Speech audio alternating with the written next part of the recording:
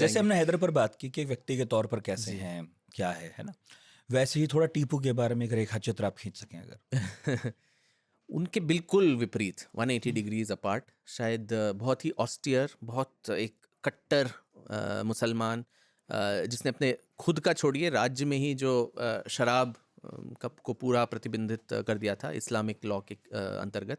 और मैसूर का इस्लामीकरण, जिस तरह से हैदर ने सभी धर्मों को पनपने के लिए छूट दी थी मैसूर के अंदर एटलीस्ट, इसके आने के तुरंत बाद देखिए इसका भी एक कारण है कि हैदर तो खुद उसने सत्ता छीन ली थी, पर वो उत्तराधिकार में अपने बेटे के पास ऑटोमेटिकली लीगली जाती नहीं है।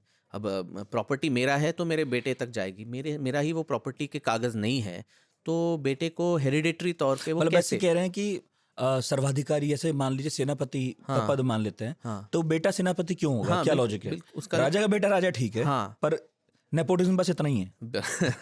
वहाँ तक ही सीमित है। हाँ, तो बार बार ये वही हाँ।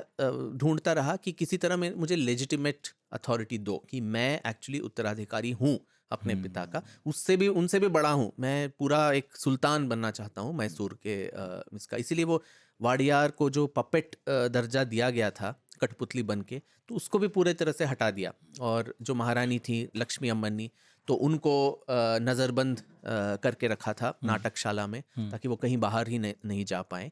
और मैसूर को भी सल्तनत खुदादाद, जो इस्लामीकरण खुदा द्वारा दिया गया एक सल्तनत, वो नाम चेंज किया गया, शहरों के नाम बदले गए।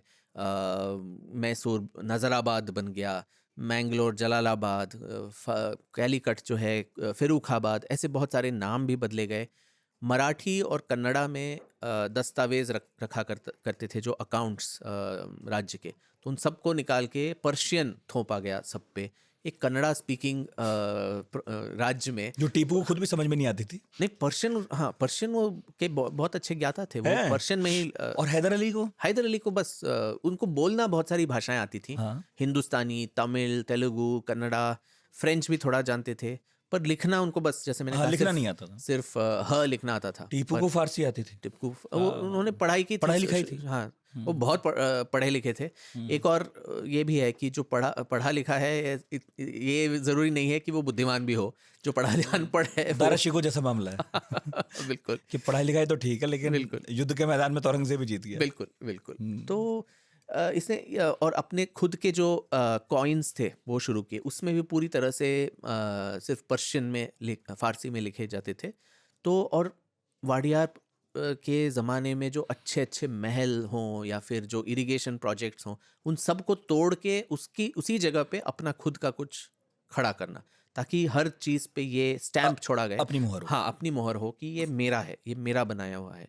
और बार बार दिल्ली में मुग़ल को वो पत्र लिखते रहते थे कि मैं एक्चुअल उत्तराधिकारी हूँ, मुझे उपाधि दीजिए आप कि मैं लेजिटिमेट एक रूलर हूँ, मैसूर का सुल्तान।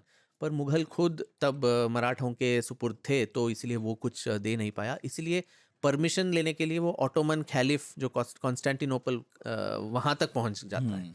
और एक्चुअली देखा जाए तो सल्तनत काल की तरह। हाँ, जो दिल्ली सल्तनत जो हम बोलते हैं, तुगलक या खिलजी या लोधी, वो सब हिंदुस्तान पे शासन करने के लिए जो परमिशन आता था वो वहाँ से आता था, खलीफ से। क्योंकि वो इस्लाम का लिंक है। इस्लाम, हाँ, वो कि खलीफा से ले लेंगे बिल्कुल, तो हमारी जो मुस्लिम रियाया है वो हमारी तरह सम्मान से देखेगी कि फरमान वहां से चला रहा है। बिल्कुल, इसे तो मान ही लेते हैं। और मुगलों ने इस श्रृंखला को तोड़ा था, तोड़ उन्होंने दिया कहा हमें उनकी ज़रूरत ही नहीं है। पर हम- टीपू सुल्तान ने बाद में वहाँ भेजता है एक डेलीगेशन, और खलीफा से चिट्ठी भी आ जाती है कि आपको हम परमिशन दे रहे हैं। तो उसके बाद ही उन्हें पता भी नहीं मैसूर किधर है।